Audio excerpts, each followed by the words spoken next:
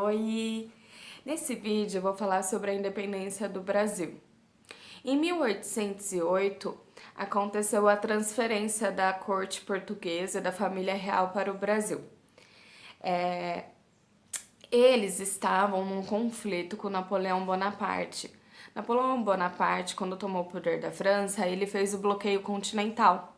Como ele tinha toda uma concorrência com a Inglaterra, ele fez esse bloqueio continental, dizendo que qualquer país da Europa que comercializasse com a Inglaterra, ele iria invadi-lo, tá? E o único país que não obedeceu a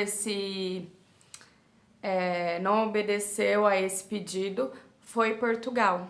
Então, ele estava sendo ameaçado de ser invadido. A família real, com medo de uma guerra acontecer, veio fugitivo para o Brasil. Em 1808, quando eles chegaram no Brasil, primeiro eles foram para a Bahia, depois eles foram para o Rio de Janeiro. Chegando no Rio de Janeiro, de certa forma, eles melhoraram muito a cidade, porque eles construíram a primeira escola médica, construíram o teatro e biblioteca real, construíram um jardim botânico, vários ministérios, deram fim ao pacto colonial, no qual dizia que o Brasil só podia comercializar com Portugal, então a partir desse momento o Brasil podia comercializar com qualquer outro país. Então, isso foi vantajoso para vários países, né? Menos para Portugal e Brasil, que estavam um pouco em crise financeira. E a Inglaterra que saiu vencendo nessa, porque ela mandava os produtos, como ela tinha essa amizade com Portugal, ela mandava seus produtos industrializados para o Brasil, no qual eram melhores e tinham um preço menor.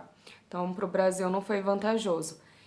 E aí, na cidade de Porto, lá em Portugal, as pessoas começaram a se revoltar, porque não era justo a família real e a corte portuguesa virem para o Brasil ficar numa boa enquanto eles estavam em uma guerra, com crise financeira, desemprego, fome, uma verdadeira miséria e ainda tendo que brigar com Napoleão Bonaparte, né?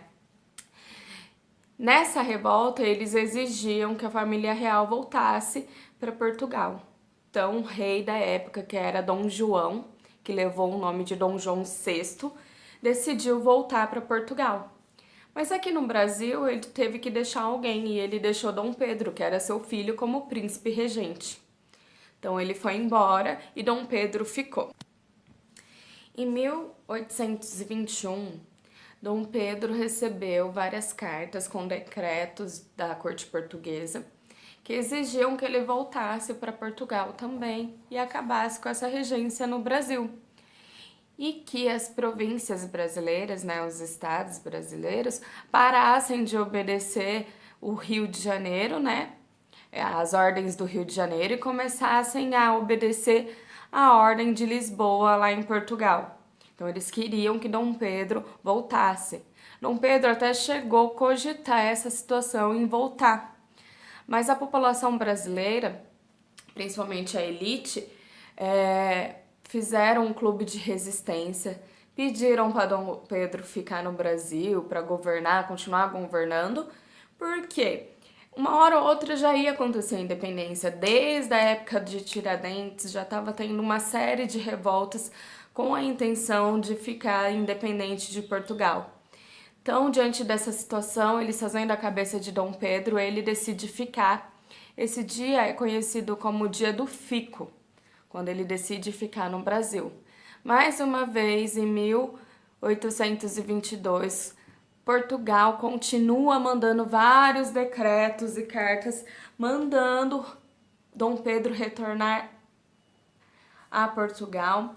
Ele não obedece e numa viagem a São Paulo, sob a margem do rio Ipiranga, ele decide ficar independente de Portugal, tá? Então, no dia 7 de setembro de 1822, nosso país fica independente de Portugal.